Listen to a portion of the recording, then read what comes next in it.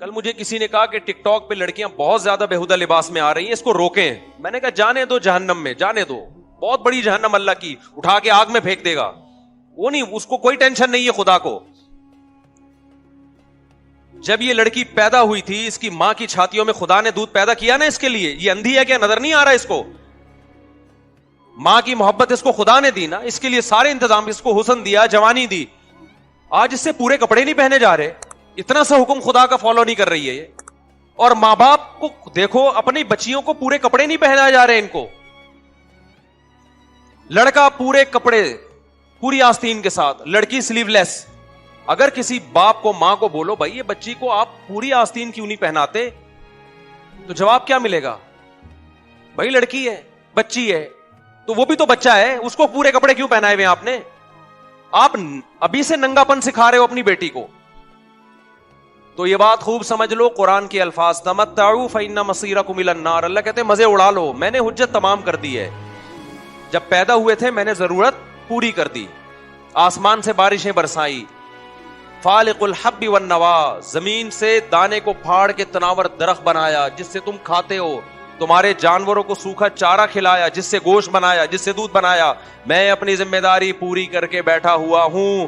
اب میں اگر کہہ رہا ہوں لڑکی پورے کپڑے پہنے, وہ پردہ کرے, وہ ٹک ٹاک پہ, یوٹیوب پہ اپنے جسموں کی نمائش نہ کرے, پھر بھی اگر کوئی کر رہا ہے اور میری طرف سے عذاب نہیں آتا, تو لا تحسبن اللہ غافلا عما يعمل الظالمون. اللہ کہتے ہیں یہ مت سمجھنا کہ میں غافل ہو گیا ہوں, میں پیدا کر کے خرچہ دے کے بھول گیا ہوں. نا نا نا نا نا, باپ اپنے بچے کو پڑھائی کے لیے بھیجے خرچے کے ساتھ, وہ غافل نہیں ہوتا. وہ کہتے تو آ, پھر میں دیکھتا ہوں تیری کیسی ٹانگیں توڑتا ہوں, میں تجھے جائیداد سے آگ کرتا ہوں. خدا کیسے غافل ہو جائے گا بھائی؟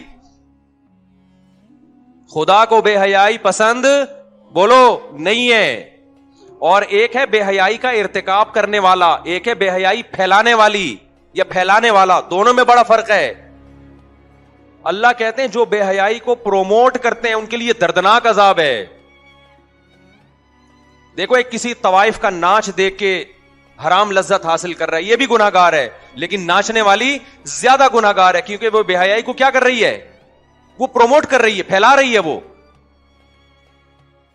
ایسا پردہ اترتا چلا جا رہا ہے دیندار گھرانوں میں, بچیوں کو کپڑے پہناتے ہوئے ان کو موت آ رہی ہے یار. مارکیٹ میں جاؤ, بچیوں کی شلوار قمیضیں ہی نہیں مل رہی ہیں, مکہ میں نہیں مل رہی, مدینہ میں نہیں مل رہی. کیا ہو گیا بھائی؟ یہ بچوں کے جب پورے کپڑے مل سکتے ہیں لڑکوں کے, لڑکیوں کے کیوں نہیں مل رہے؟ تبلیغ میں وقت بھی لگ رہا ہے, 4 مہینے لگ رہے ہیں, بزرگوں سے تعلقات بھی ہیں, تہجد بھی نہیں چھوٹ رہی. جب بیٹی کا لباس دیکھو تو آدھے کپڑے. میں کہتا ہوں بھائی اس کو پورے کیوں نہیں پہنا رہے آپ؟ کہتے ہیں ایکچولی وہ وائف گئی تھی مارکیٹ سے, یہ اٹھا کے لے آئی, وہ کہہ رہی کوئی بات نہیں جب بڑی ہوگی. میں نے کہا نا نا نا, بڑی ہوگی نہیں پہنے گی. آپ بچے کو بچپن سے برہنہ رکھو, بڑے ہو کر کبھی کپڑے عادی ہو جائے گا, پھر وہ اس کو اس میں حیا ختم ہو جائے گی.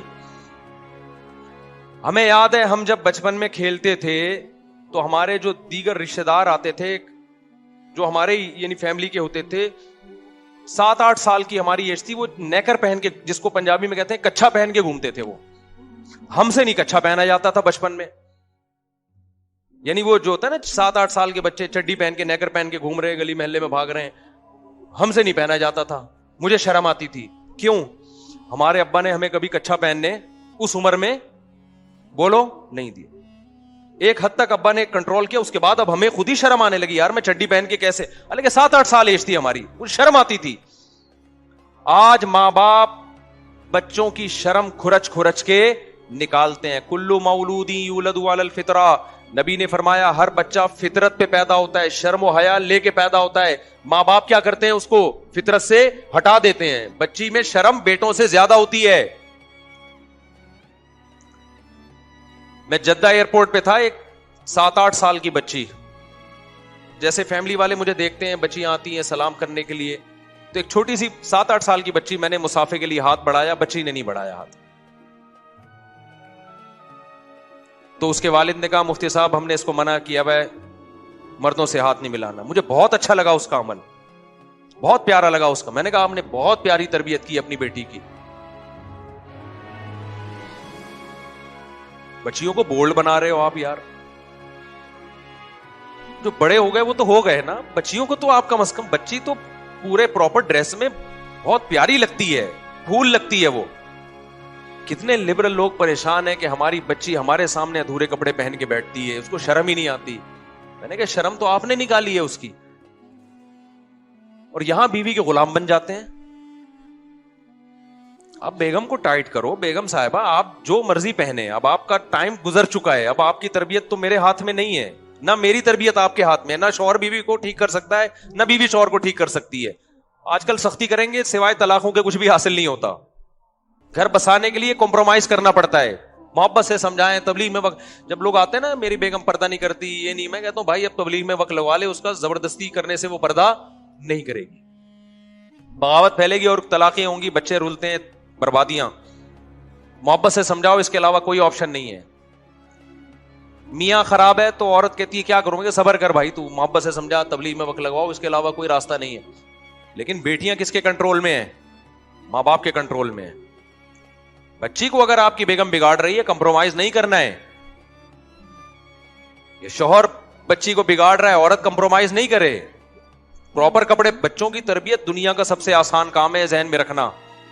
بہت کوئی مشکل کام نہیں ہے. جو کہتے ہیں نا اتنی زیادہ بچوں کو کون پالے گا, کیسے پالیں گے, بچے خود ہی پلتے ہیں, بلکہ بچے ماں باپ کو پالتے ہیں.